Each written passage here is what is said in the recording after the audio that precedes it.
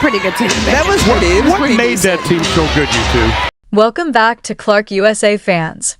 What if I told you the biggest moment of the night had nothing to do with Caitlin Clark lighting up the scoreboard, draining deep threes, or controlling the pace of the game like she's been doing her entire career? What if I told you the moment everyone is still talking about didn't come with a highlight replay, didn't trend because of a buzzer beater, and didn't even have sound attached to it? It happened in silence. 3 quiet, almost invisible seconds that changed the entire conversation around the game. Because in those 3 seconds, Brittney Griner fouled out. At first glance, it looked like a routine moment. A star player picking up her final foul and heading to the bench. It happens in basketball all the time. But this wasn't just any player, and this wasn't just any game. As Griner turned and began walking off the floor, something caught the cameras. She muttered something under her breath. No microphone picked it up. No official statement clarified it. But the cameras caught just enough movement of her lips to ignite a firestorm. And that's all it took. No audio. No confirmed context. Just speculation. Within minutes, clips started circulating. Within hours, debates exploded across social media.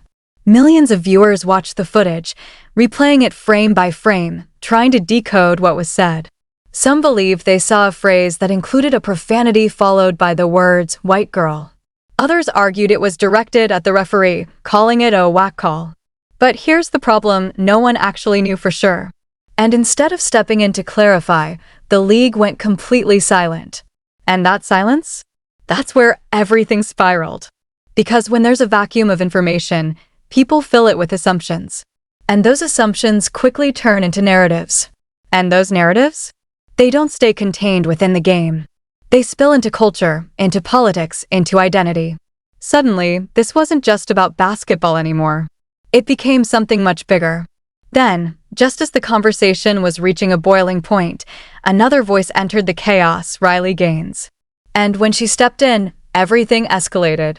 But before we get to that, we need to rewind.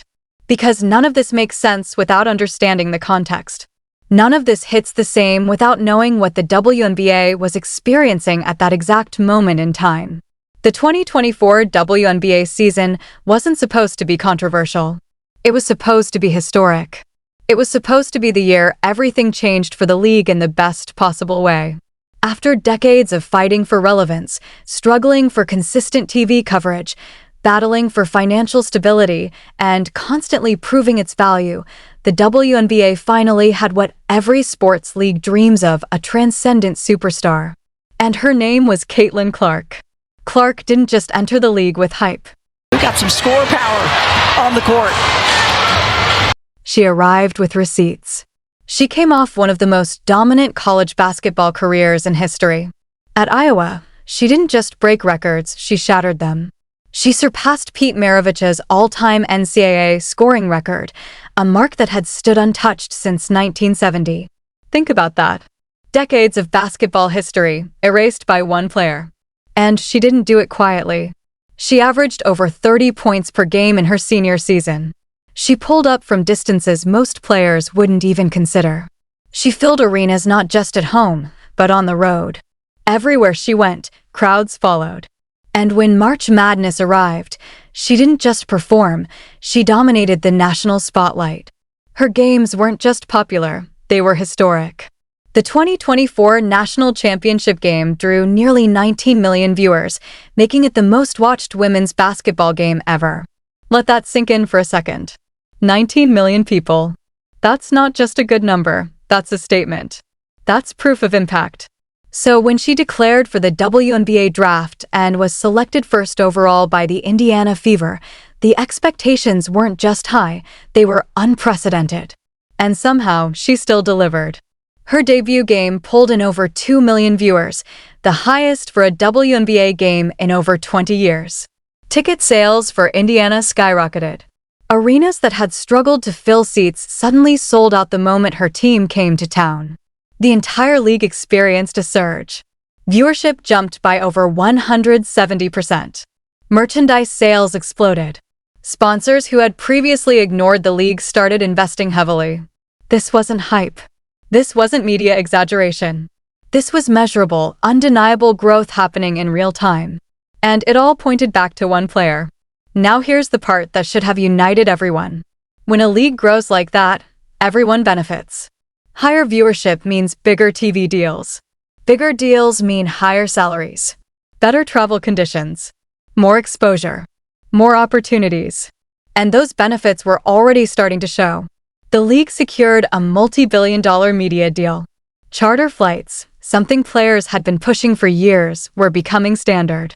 The entire ecosystem was improving. Indiana's going to have to try to win this a second time here after that brilliant first. This was the rising tide that lifts every boat. But instead of unity, something unexpected happened. Tension, frustration, resentment. It started subtly, then became impossible to ignore. Hard fouls that went beyond normal physical play. Moments that felt personal. One of the most talked about incidents involved a blatant off-ball hit where Clark was shoulder-checked in a play that had nothing to do with the action. It wasn't just the foul, it was the reaction. Some players celebrated it. Others dismissed concerns in interviews. And as Clark kept showing up, kept performing, kept drawing attention, the tension didn't fade. It grew. Then came that game. Indiana Fever versus Atlanta Dream. Clark's team was pulling ahead. The energy in the building was intense. And then, in the fourth quarter, Brittney Griner fouled out. What happened next is what changed everything. As she walked off the court, that brief, silent moment was captured. And the internet did what it always does. It analyzed, it debated, it divided. Some insisted they knew exactly what was said. Others pushed back. Media figures weighed in with conflicting interpretations.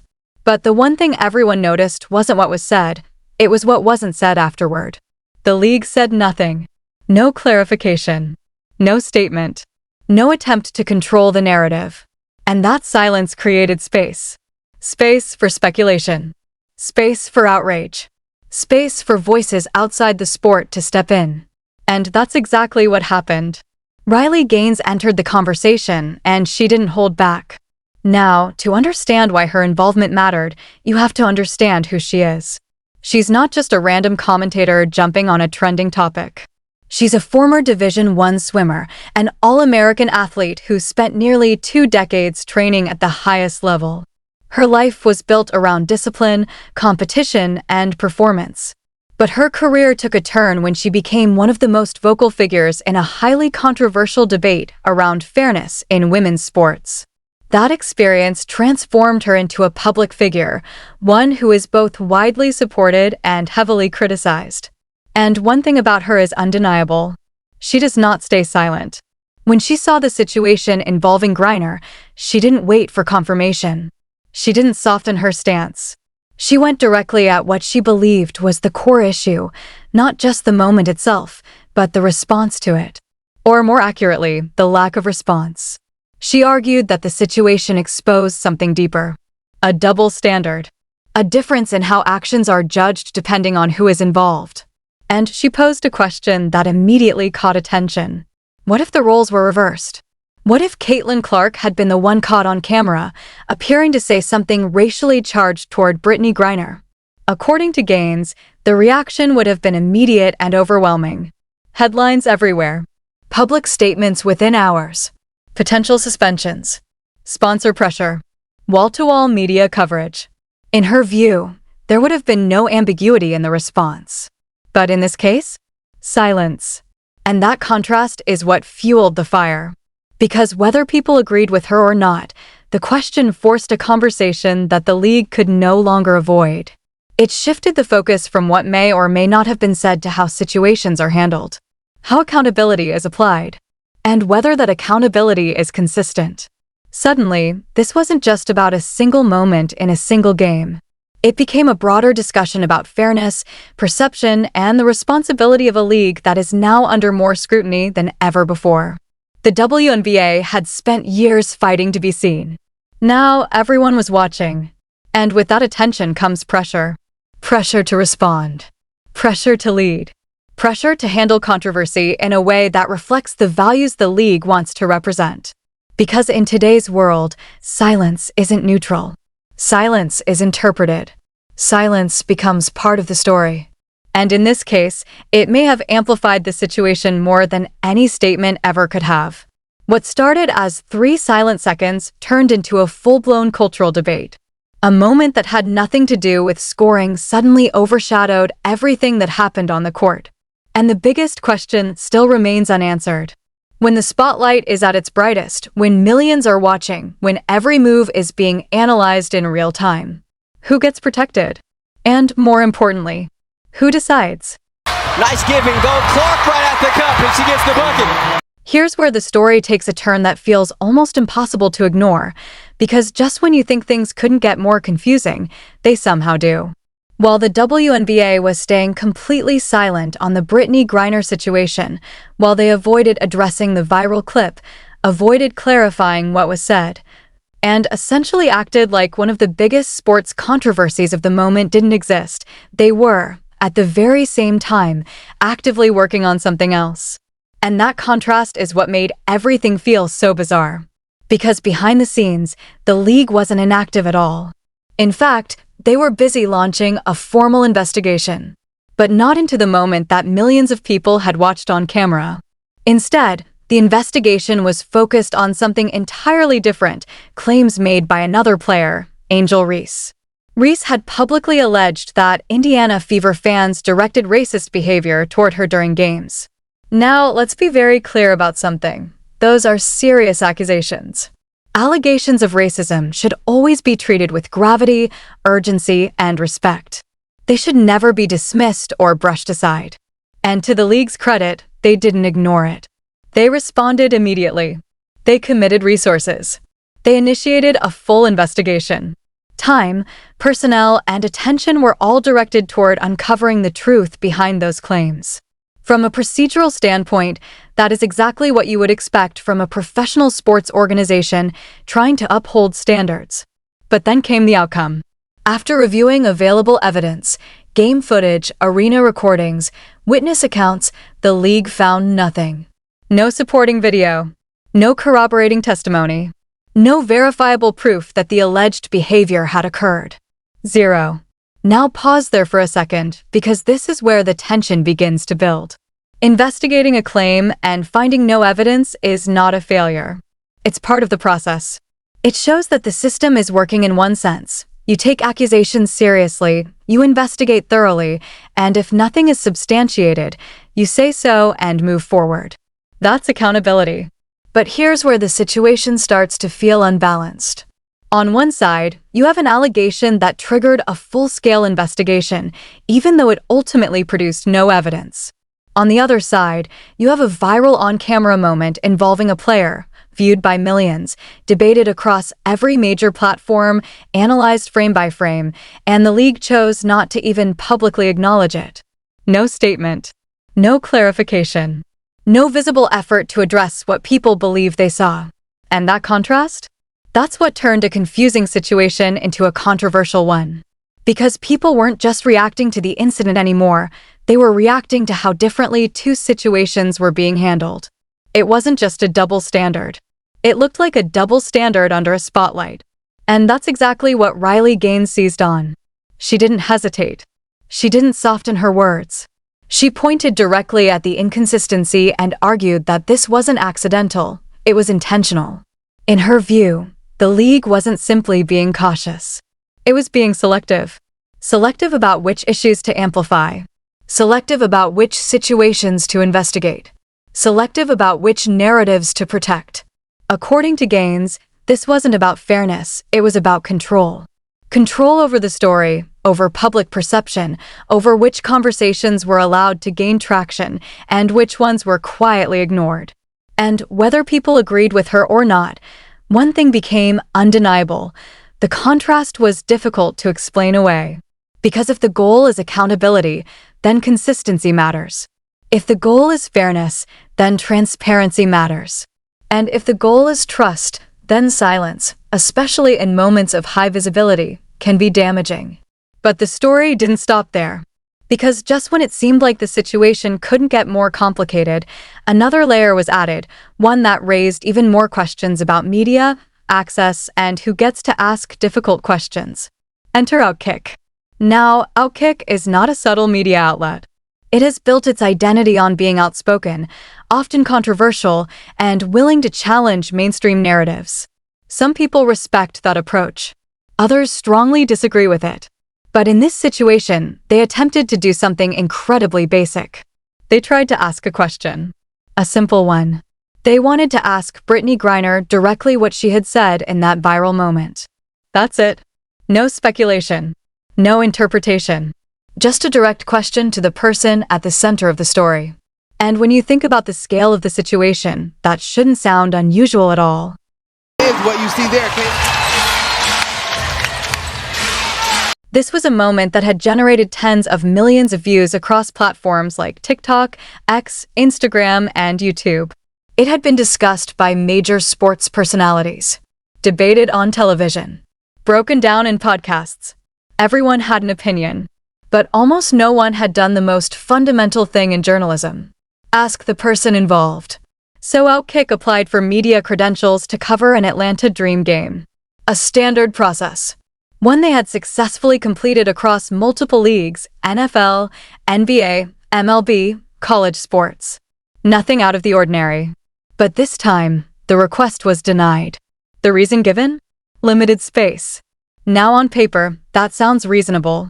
But context matters. Historically, WNBA games had not struggled with overcrowded media sections. In fact, for years, the league had actively encouraged more coverage, more attention, more visibility. So the timing of that denial raised eyebrows. Because suddenly, at the exact moment when one outlet wanted to ask one uncomfortable question, there was no room. And that's when the situation escalated again. Riley Gaines responded immediately. She took to social media and called it out directly, issuing a challenge to journalists who did have access. Her message was blunt and impossible to ignore. If you have a credential, if you're sitting courtside with a microphone, and you're choosing not to ask the most obvious question, then what exactly are you doing? That message resonated. Not just with her supporters, but with a broader audience that had already been feeling uneasy about the situation. The post gained massive traction, pulling in millions of impressions. And the reaction wasn't just agreement, it was frustration. Frustration from fans who felt like the media was avoiding something. Frustration from viewers who felt like certain questions were being treated as off-limits. And that frustration pointed to something deeper. Because at this point, the story wasn't just about basketball anymore. It became about trust. Trust in leagues. Trust in media. Trust in institutions that are supposed to operate with fairness and transparency. And the reality is that trust has been declining for years. Across multiple sectors, government, media, corporations, people have become increasingly skeptical. Not necessarily because of one single event, but because of patterns. Patterns where similar situations appear to be handled differently depending on who is involved. And when people see that pattern reflected in something as visible and widely discussed as a professional sports league, it reinforces those concerns. It validates the suspicion that the rules aren't always applied evenly. That accountability isn't always consistent. That some narratives are elevated while others are minimized. Riley Gaines understood that dynamic, and she leaned into it. She didn't just focus on the moment itself, she expanded the conversation.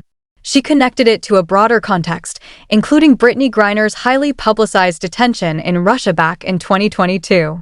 That situation had already placed Griner at the center of a massive international story. Her arrest, the legal proceedings, the sentencing, it all drew global attention. And when she was eventually released through a high-profile prisoner exchange, it became one of the most discussed geopolitical moments involving an athlete in recent history. The coverage was intense. The reactions were divided. But one thing was clear: her case had received an extraordinary level of attention, effort, and urgency. And Gaines used that history to highlight what she saw as a pattern. A pattern where certain individuals receive overwhelming institutional support, while other situations involving those same individuals are handled with hesitation or silence. Again, people can agree or disagree with that interpretation. But the impact of raising that question was undeniable.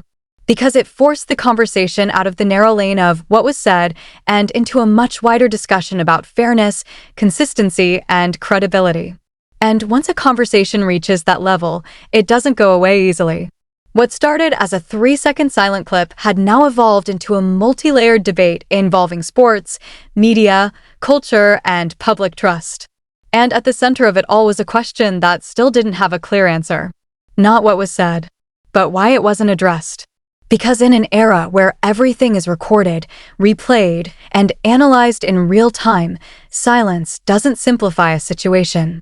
It complicates it. It creates space for doubt. And sometimes, that doubt becomes the story itself. Kristen Wallace on Team Australia, but this Indiana offense. She was everywhere. On magazine covers. On national broadcasts. Honored at high-profile events. Celebrated not just as an athlete, but as a symbol of resilience, of survival, of something bigger than the game itself.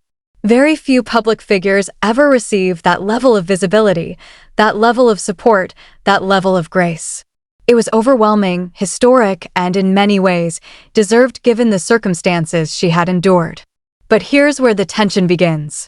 Because when that same athlete later appears on camera, in a moment watched by millions, seemingly saying something that a large portion of the audience interprets as racially charged, directed at the most popular and commercially impactful player in her own league, the response shifts dramatically. Not clarification. Not investigation. Not accountability. Silence. And that silence is what Riley Gaines refused to ignore. She didn't argue that Brittney Griner didn't deserve support during her detainment. She didn't question whether bringing her home was the right decision. Instead, her argument was centered on something much simpler, yet far more uncomfortable: consistency. Her point was direct. If an athlete receives that level of institutional backing, that level of public defense, that level of national attention, then that same athlete should also be held to at least the same standard of accountability as everyone else. Not higher. Not lower. The same. Especially when the person on the receiving end of the alleged remark, Caitlin Clark, was quite literally driving the financial and cultural resurgence of the entire league. Because that part isn't speculation. It's measurable. Clark's presence wasn't just increasing interest, it was transforming the WNBA in real time. Viewership skyrocketed. Attendance surged. Sponsorship deals expanded. Revenue streams that had been stagnant for years suddenly came alive. By some estimates, overall league viewership jumped by around 170% during the 2024 season. That's not a small bump. That's a seismic shift. And yet, despite all of that growth, something strange started to happen beneath the surface. Fans were watching more, but enjoying it less. According to survey data, overall favorability toward the WNBA among sports fans actually declined during the same period that viewership was breaking records. Think about how unusual that is. More people tuning in than ever before, but fewer people feeling positively about what they were seeing. That kind of contradiction doesn't just appear out of nowhere. It usually signals a deeper issue. It suggests that while the product is attracting attention, the surrounding narratives, decisions, and controversies are pushing people away at the same time. And that's where the league's handling of key moments comes under scrutiny. Because this wasn't just about one incident. It became a pattern. The physical play against Clark, including highly publicized fouls that many believed crossed the line, was one part of it. The reactions from players, some dismissive, some openly celebratory, added another layer. Then came the league's responses, or in some cases, the lack of them. When questions were raised about targeting or excessive physicality, the answers felt muted. When allegations were made by one player, the league acted swiftly, launching investigations. But when a viral clip involving another player dominated the conversation, nothing. No visible action. No public acknowledgement. And for many fans, that inconsistency became impossible to ignore. Absolutely blown the roof off. But playing at UConn, she is. Because fairness isn't just about what you do, it's about doing it the same way every time. And when that consistency disappears, trust begins to erode. Now, let's talk about the bigger picture for a moment, because this is where things become even more critical. The WNBA, for most of its history, operated under immense pressure. Financial losses were widely reported for years. Attendance numbers often struggled.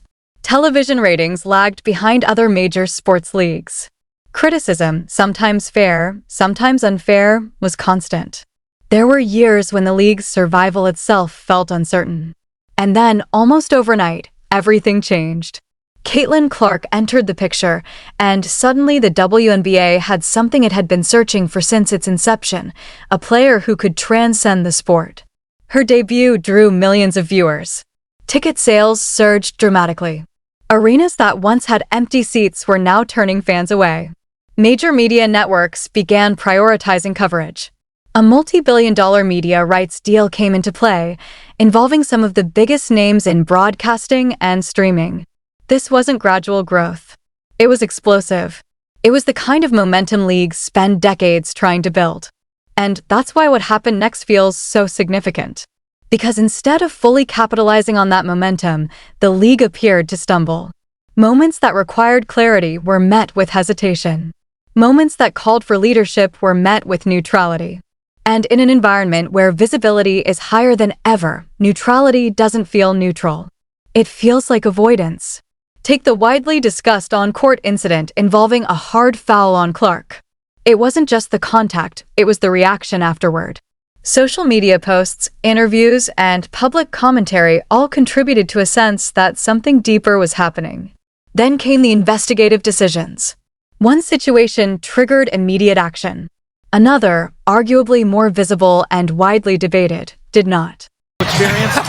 Clark connects on a deep. And then, perhaps most controversially, came the media access issue. Outkick, a media outlet known for asking direct and often uncomfortable questions, attempted to gain credentials for a game. Their goal was simple: to ask Brittney Griner directly about the viral moment. That request was denied. The reason given was limited space. But in the context of everything else happening, that explanation didn't sit well with a lot of people. Because for years, the league had been asking for more coverage, more attention, more media presence. And now, when attention was at its peak, when interest was surging, when millions were engaged in the conversation, access was being restricted. That contradiction raised even more questions. And when Riley Gaines publicly called it out, the reaction was immediate. Her message spread quickly, resonating with fans who were already feeling uncertain about the direction things were heading. It wasn't just about one outlet being denied access. It was about what that denial represented. A reluctance to engage with difficult questions. A preference for controlled narratives. A shift away from transparency. And when those perceptions take hold, they're hard to reverse. Because at the core of all of this is one fundamental issue: trust. Trust that the league will act fairly. Trust that players will be treated equally. Trust that media will ask the questions that matter. And once that trust is shaken, every decision that follows is viewed through a different lens. Even neutral actions start to feel intentional.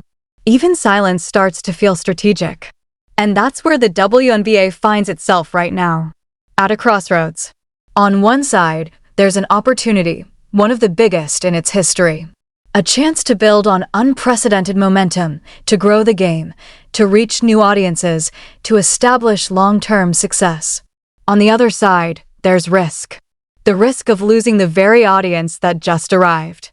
Because casual fans, the ones who drove the surge in viewership, don't have deep-rooted loyalty. They're not tied to the league emotionally or historically. They came for the excitement, for the story, for the player who captured their attention. And if that experience becomes frustrating or confusing, they can leave just as quickly as they arrived. Sponsors follow those fans. Media coverage follows those numbers. Momentum depends on both. And that's why the decisions being made right now matter so much. Because they don't just affect one season. They shape the future. The path forward isn't complicated in theory, even if it is difficult in practice. Address controversial moments directly. Apply standards consistently. Welcome scrutiny instead of avoiding it. Recognize the impact of transformational players without diminishing the contributions of others. Understand that accountability and respect are not opposites. they can exist together. Because supporting one player does not require tearing down another. Holding someone accountable does not mean denying their achievements. And transparency does not weaken an organization, it strengthens it. But if those steps aren't taken, if the current approach continues, the consequences could be significant. Momentum could fade. Engagement could drop. The narrative could shift from growth to mismanagement. And the league could find itself back in a position it worked for decades to escape. Riley Gaines has made her stance clear. She believes the league is failing to meet the moment. She believes the inconsistencies are real. And she believes those inconsistencies are causing damage, not just internally, but publicly. Whether people agree with her or not, her voice has become part of the conversation. And it's not going away.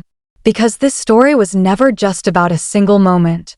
It wasn't just about a foul, or a comment, or a viral clip. It was about what those moments revealed. About how institutions respond under pressure. About how narratives are shaped and protected. About how trust is built or lost. The WNBA is no longer operating in the shadows. It's in the spotlight now. And the spotlight doesn't just illuminate success. It exposes everything. Every decision. Every reaction. Every silence. So the real question isn't just about what happened that night. It's about what happens next. Because the next moment of controversy is coming. The next viral clip is inevitable. The next test of leadership is already on the horizon. And when that moment arrives, the response will matter more than ever. Will it bring clarity? Or will it bring more noise? Because in an era where millions are watching in real time, louder isn't always better. Clearer is. And right now, clarity is exactly what people are waiting for.